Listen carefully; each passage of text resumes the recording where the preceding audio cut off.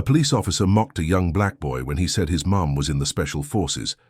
But then she showed up, and everything changed. It was a warm spring afternoon in Crest Hill, a quiet suburb just outside Charlotte, North Carolina. Birds chirping, lawnmowers buzzing, the kind of neighborhood that prides itself on being safe. But that safety depends a lot on who you are and what you look like walking down the street. 12-year-old Malik Johnson was heading home from school like he always did. His backpack was slung over one shoulder, hoodie half-zipped, science textbook sticking out the top. He had one earbud in, the other dangling, just like his mom told him. Stay alert, always know what's going on around you, especially here. Malik wasn't in a rush. He liked this part of the walk, past the fire station, under the maple trees, 2 blocks from his house. He'd done it 100 times. Knew every crack in the sidewalk. Didn't notice the police cruiser until it slowed behind him. Officer Tom Whitaker had been on the Crest Hill force for over 18 years. White, mid-50s, square jaw, buzz cut, and a long memory for what he called suspicious behavior. His reputation among the neighborhood kids? Watch out, he's the one who pulls over bikes, stops for no reason, and always acts like he's waiting for someone to mess up. Whitaker pulled up beside Malik and rolled the window down. "Hey there, buddy," he said, voice neutral but with an edge. Malik paused, took out his earbud. "Yes, sir? Where you headed?" "Home. And where's home?" "Just down the block, 1532 Parkview." Whitaker narrowed his eyes. "You live there?" "Yes, sir." "You got ID?" "I'm 12. "Name?" "Malik Johnson." Whitaker was already out of the car. Not aggressive, not yelling, but he had that stance. Legs planted, hand resting just close enough to his belt to make a point. "What school you go to?" "Crest Hill Middle."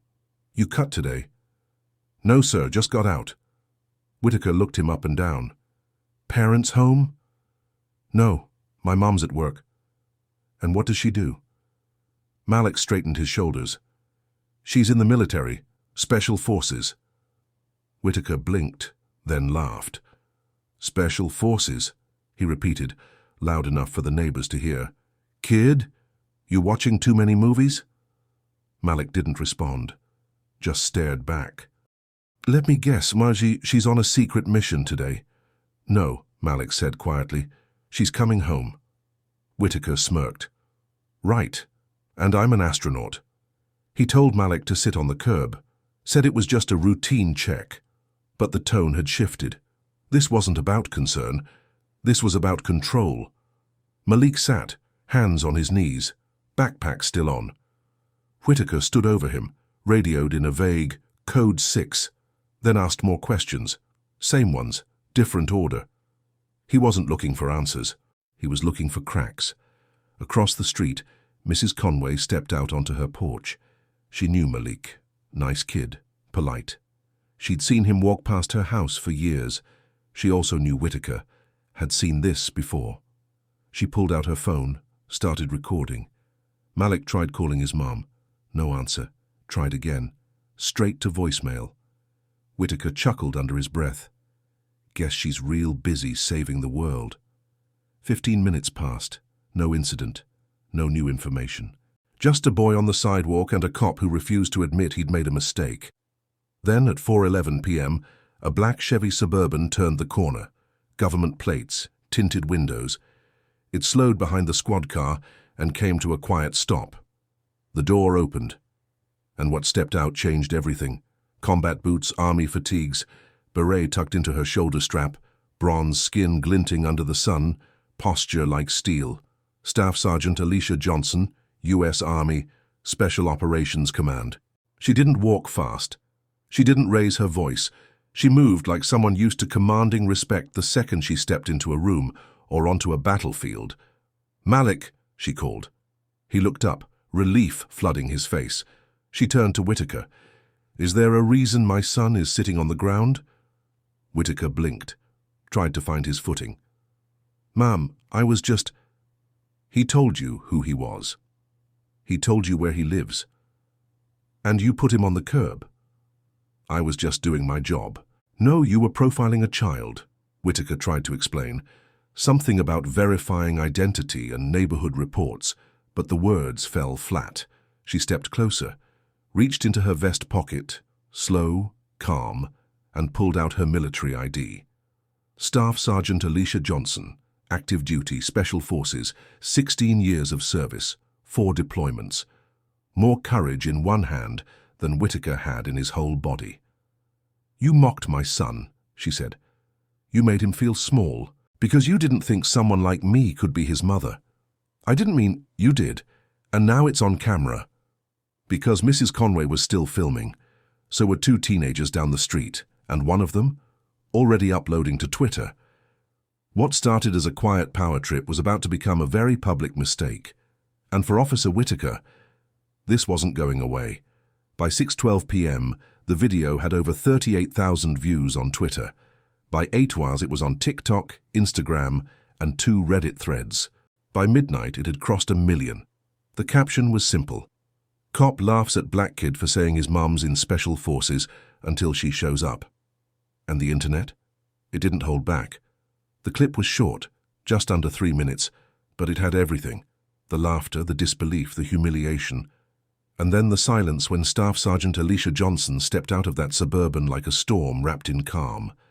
People called her a hero, called Malik brave. Called Officer Whitaker exactly what he was. By the next morning, news vans were parked on Parkview Lane. Local outlets ran the story first, then national ones, CNN, NBC. Even overseas media picked it up. Headlines in bold across morning sites in London, Toronto, Johannesburg. Whitaker, who had never once gone viral in his 18 years on the force, now had his own trending hashtag. The city's official statement came out at 9:43 a.m. "We are aware of a video involving Officer Thomas Whitaker. An internal review has been initiated." It was the kind of statement built to say nothing while pretending to say something. But that didn't stop the pressure. The mayor's office was flooded with calls. So was the police department. Outside Crest Hill Middle School, students organized a small walkout at lunch.